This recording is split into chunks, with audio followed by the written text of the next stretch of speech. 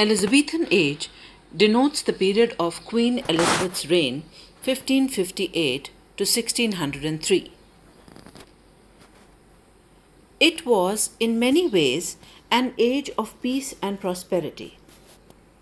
This was a time of great development in English commerce, maritime power, and nationalist feeling.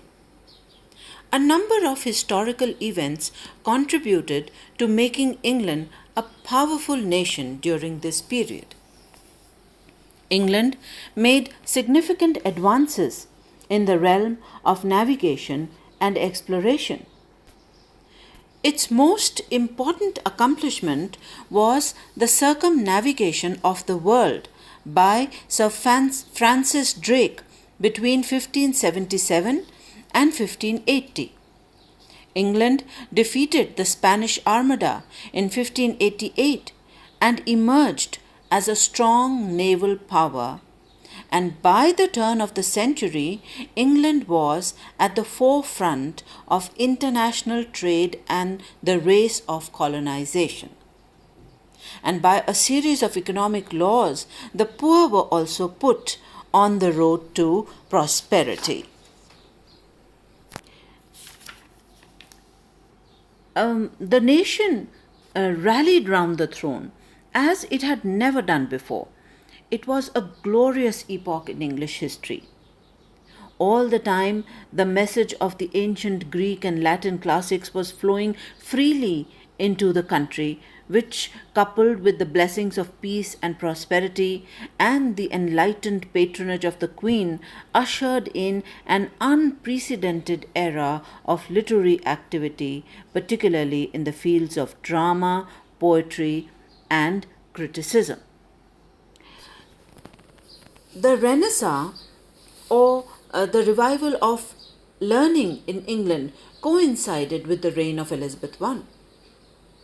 And the study of the ancient Greek and Latin classics in the West European countries, which was promoted by the Greek scholars, this engendered a spirit of free inquiry.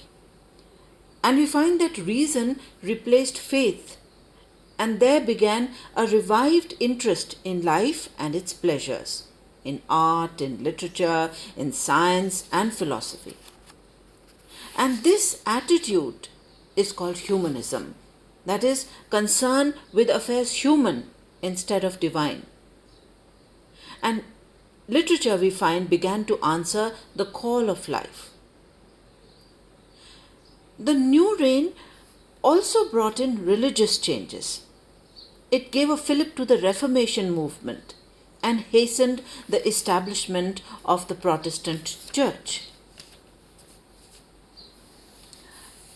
England's Renaissance in the realm of thought and art is epitomized by the official recognition that Elizabeth I gave to Oxford and Cambridge. These universities were acknowledged as the focal point for the nation's learning and scholarly activities. Other historical developments which shaped the direction of Elizabethan literature include the invention of the printing press in 1476, which helped to make literature more widely available, the growth of a wealthy middle class of people who had the time to write and read, and the opening of education to the ordinary people rather than being the exclusive domain of the clergy.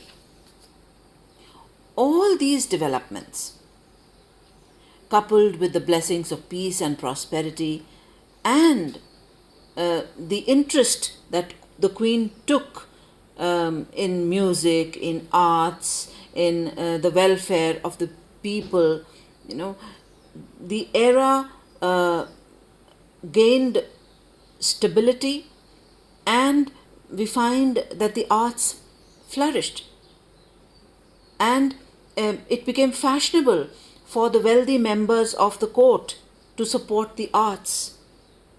And we find the establishment of theatres such as the Globe and the Rose, and writers such as Ben Jonson, Christopher Marlowe, and William Shakespeare, and they began to write comic and tragic plays.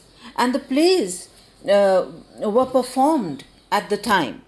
They were not published, they were not meant to be read, they were meant to be performed. And Shakespeare, we find, is the best known of all the Elizabethan playwrights. Other writers of the period include Thomas Kyd, Christopher Marlowe, Ben Jonson, John Fletcher, John Webster. And plays were usually performed in outdoor theatres in the afternoon. And it was not just the rich who were entitled to watch the plays. The poorer audience could also stand during the duration of the performance, although the wealthier people could sit in the elevated seats. And there was a lot of experimentation with the English language, which led to the rise in favor of the blank verse, which is the unrhymed iambic pentameter.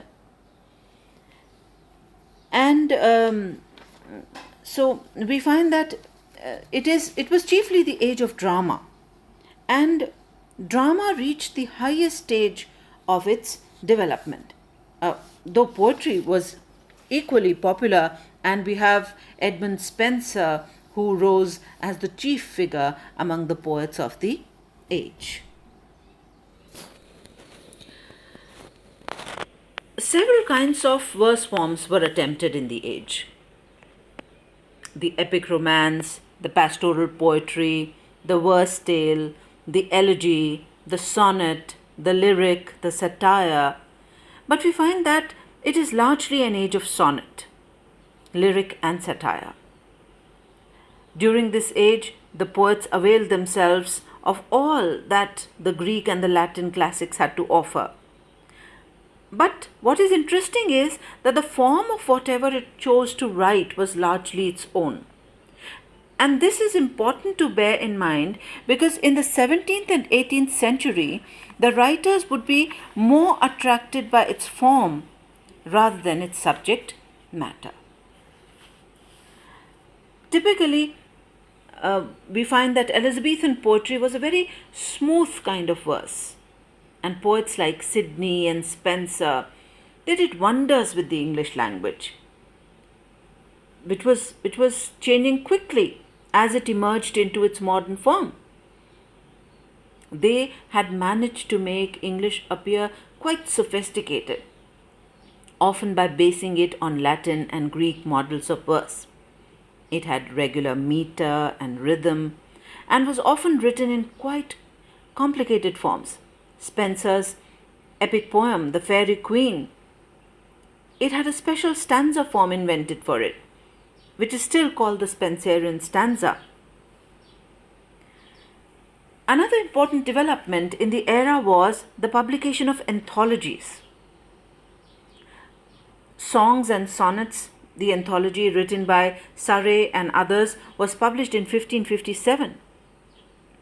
This was followed 20 years later by a host of other collections, of which England's Helicon, published in 1600, offered the richest fare.